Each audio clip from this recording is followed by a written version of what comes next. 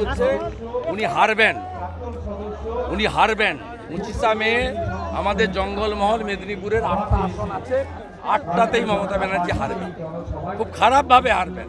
তার জন্য পুলিশকে লেলিয়ে দিয়ে এই গুন্ডামি করছে, প্রতিরোধ হবে।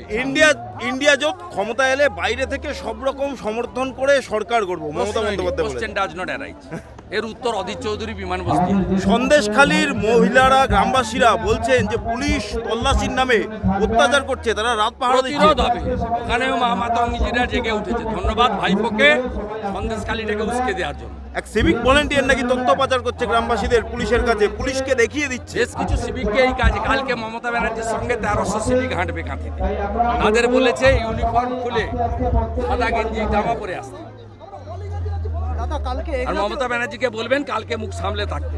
খারাপ কথা বললে ডাক্তার দাস স্বাস্থ্য দপ্তরে কি করে আমি ফাঁস করে দেবো, আমার কাছে সব তথ্য এসে গেছে। সন্দেশখালীর এক বাংলাতে সিপিএম, তৃণমূল, সিপিএম, বিজেপি এবং কংগ্রেস তারা জোট করে আছে, যেহেতু সেই জন্য কেন্দ্রে যদি ইন্ডিয়া জোট ক্ষমতায় আসে তাহলে তারা বাইরে থেকে সমর্থন করবেন, ভেতরে ঢুকবেন না। মমতা বন্দ্যোপাধ্যায়। মমতা ব্যানার্জি কে? হরিদাস পাল 45টা আসনে লড়ছে ইন্ডি জোট। যেদিন ওই স্যান্ডো গেঞ্জিতে বুক পকেট লাগবে না, সেদিনকে উনি প্রধানমন্ত্রী হবেন এই স্যান্ডো গেঞ্জিতে। দাদা কর্মীদের অভিযোগ